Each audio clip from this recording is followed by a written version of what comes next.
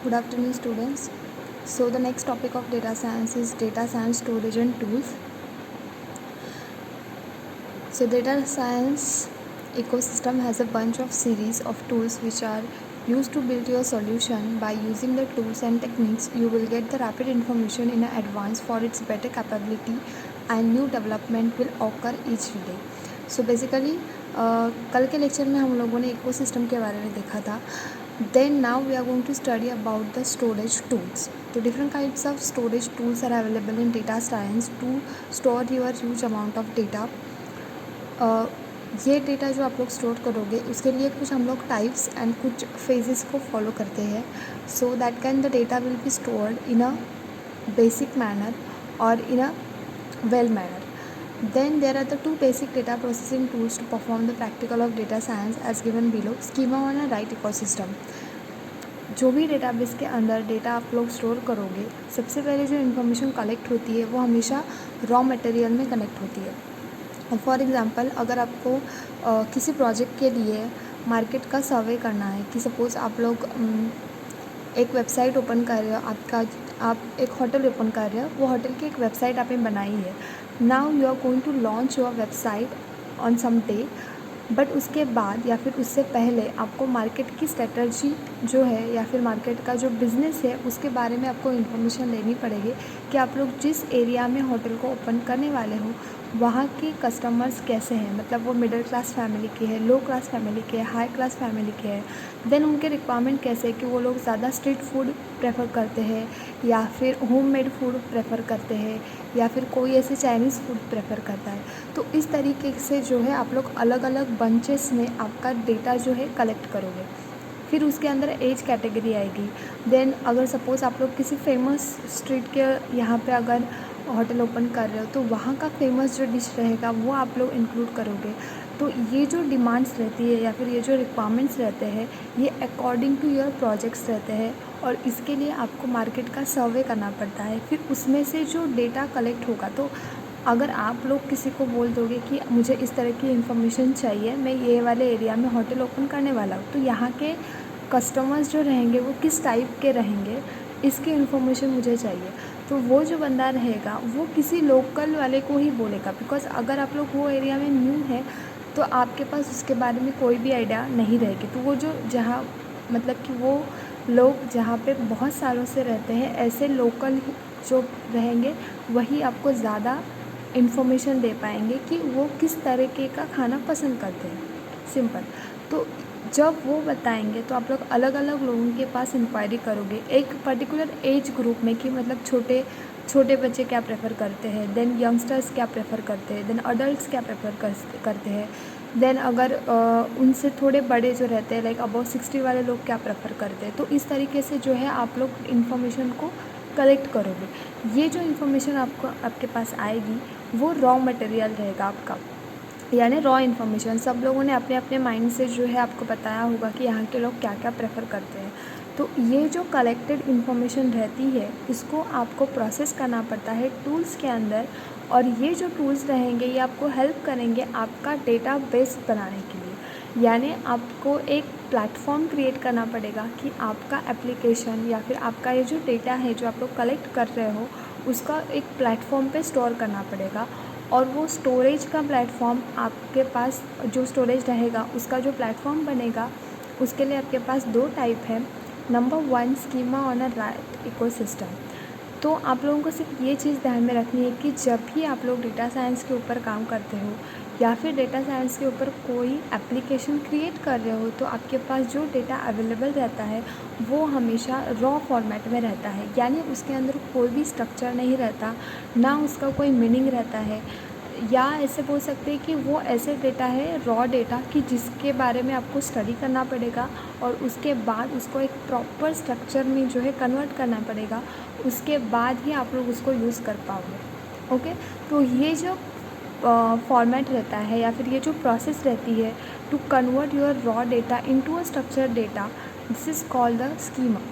Okay. मतलब कि आपका जो डेटा है जो आप लोगों ने इंफॉर्मेशन कलेक्ट की है इसको एक प्रॉपर कंस्ट्रक्शन देना, दैट इज़ कॉल्ड स्कीमा.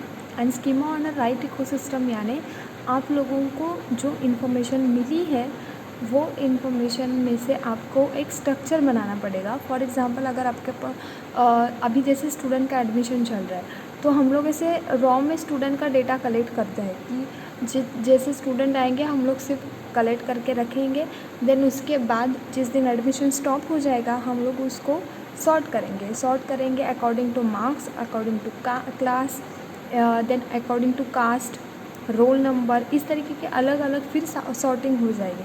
तो कलेक्शन यानी इन्फॉर्मेशन, और जब आप लोग उसको प्रॉपरली कैटेगराइज करोगे उसको बोलते हैं स्कीमा। और this is the first tool to data processing. आपके डेटा को प्रोसेस करने का सबसे पहला टूल रहता है to convert your data into a schema. Okay, तो स्कीमा में कन्वर्ट करने के लिए या फिर स्कीमा में आपको डेटा को स्ट्रक्चराइज करने के लिए आपके पास 3 टाइप्स रहते हैं, structure, semi structure and whole structure. तो वो भी हम लोग अभी आगे देखेंगे। अभी हम लोग देखते हैं कि स्कीमा एंड राइट इकोसिस्टम क्या रहता है। तो स्कीमा यानी to convert your raw data into structure format. Write ecosystem यानी जिसके अंदर आप लोग डेटा को बनाओगे या फिर डेटा को क्रिएट करोगे अकॉर्डिंग टू योर रिक्वायरमेंट। सो देखते हैं उसको क्या बोलते हैं। The traditional relational database management system requires the schema before loading the data. Schema basically denotes the original organizational data which is like a blueprint describing how the database should be constructed. तो basically schema और right ecosystem में जो data बनेगा या फिर जो data आप लोग लोड करोगे वो data relational database management through आता है। तो रिलेशनल डेटाबेस मैनेजमेंट सिस्टम आप लोगों ने FY में ही सीखा है कि डेटाबेस मैनेजमेंट सिस्टम क्या होता है, जिसके अंदर आप लोगों को टेबल एंड डेटाबेस क्रिएट करना पड़ता है।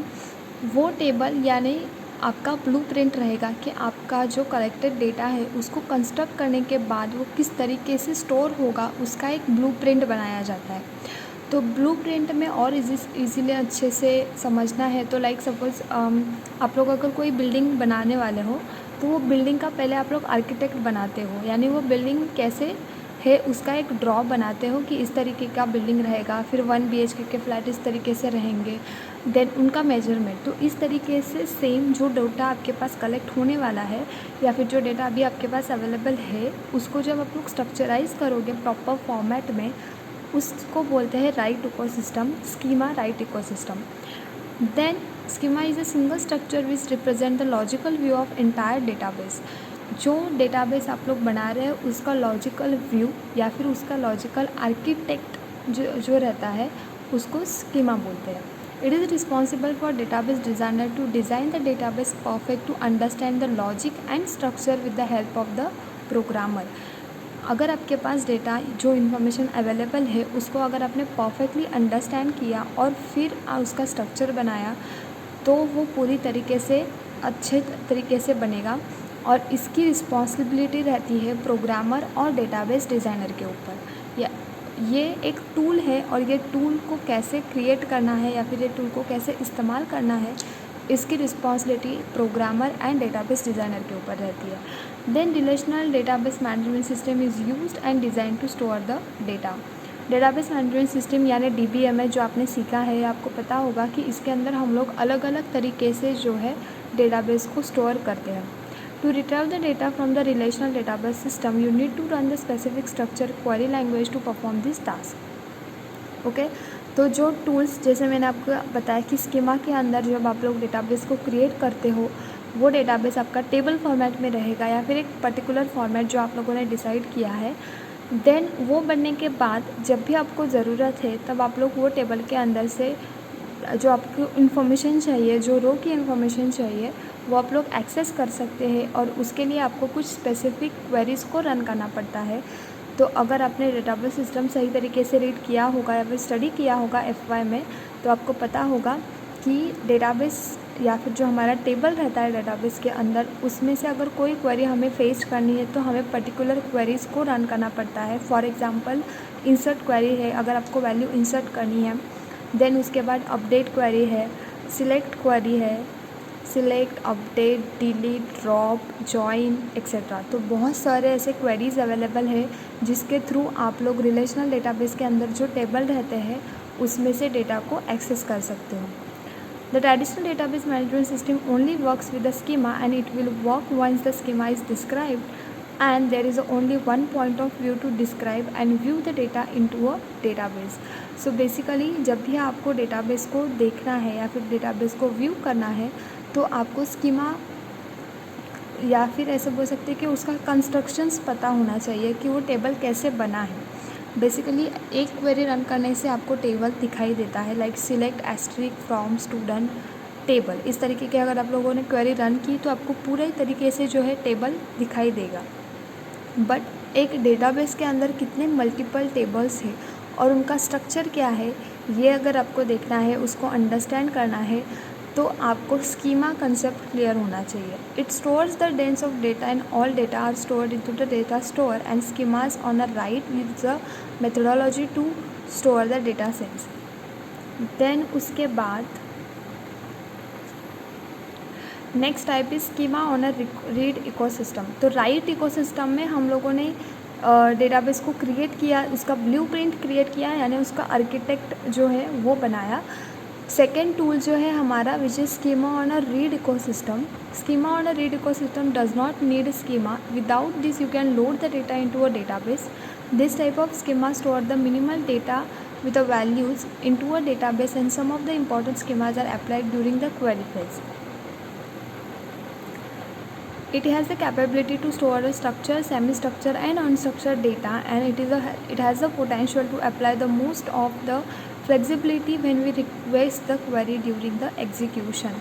तो जब आप लोग फर्स्ट टूल का इस्तेमाल करते हो which is schema write ecosystem, जिसके अंदर आपको पहले से ही आर्किटेक्ट बनाना पड़ता है आपके इन्फॉर्मेशन का या फिर आपके डेटा का, देन उसके बाद वो आर्किटेक्ट के अंदर आप लोग डेटा को इंसर्ट करते हो या फिर लोड करते हो. Second type is read ecosystem, जिसके अंदर आप लोगों को कोई भी टेबल या फिर कोई भी डेटाबेस पहले से क्रिएट नहीं करना है. जैसे इन्फॉर्मेशन आपके पास आएगी आपको उसको स्टोर करके लेना है. स्टोर करने के बाद फिर आप लोग डिसाइड करोगे कि इसको आपको सेमी स्ट्रक्चर में डालना है, अनस्ट्रक्चर में डालना है या फिर स्ट्रक्चर में डालना है. तो इसके लिए पहले देखते हैं कि structure, semi structure and unstructured data क्या रहता है. बेसिकली जो इन्फॉर्मेशन आपके पास रॉ मटेरियल में आती है उसको डेटा बोलते हैं, और एक डेटा को थ्री टाइप्स रहते हैं या फिर डेटा के 3 टाइप्स रहते हैं, structure, semi structure and unstructured data. Okay, तो अनस्ट्रक्चर डेटा का मीनिंग रहता है कि इसका कोई भी फिक्स फॉर्मेट नहीं रहता. जैसे बल्क में डेटा आएगा आप लोग उसको स्टोर करोगे.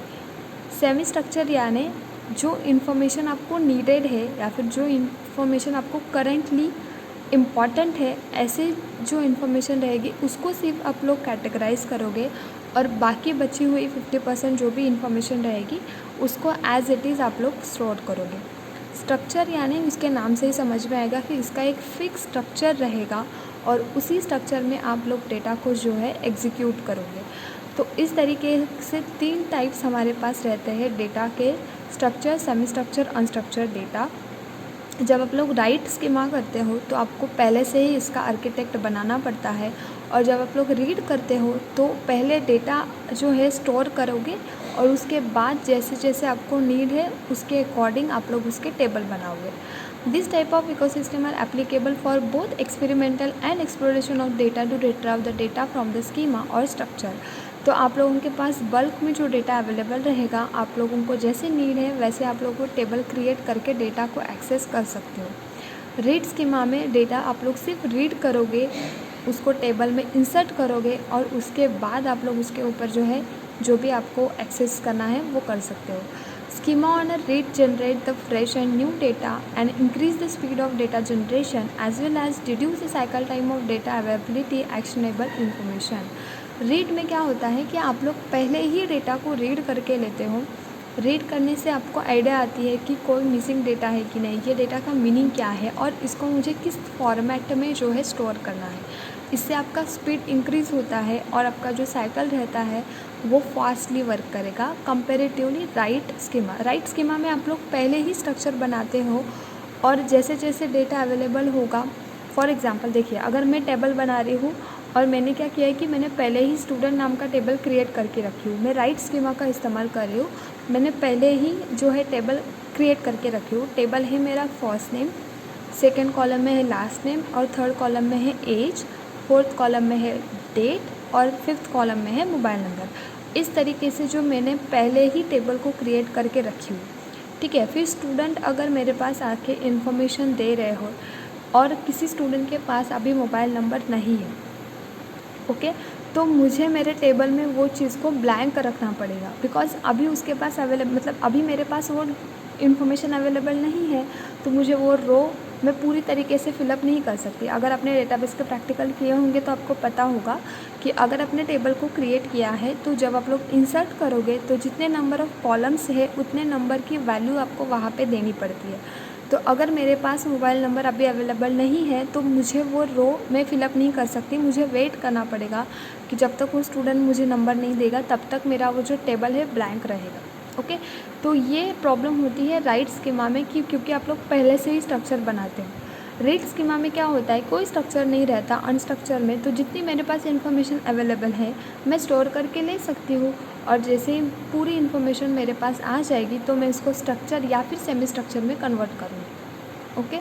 तो इकोसिस्टम में जो रीड ऑपरेशंस रहते हैं वो एक्सपेरिमेंटल और एक्सप्लोरेशन दोनों कंडीशन को सेटिस्फाई करते हैं।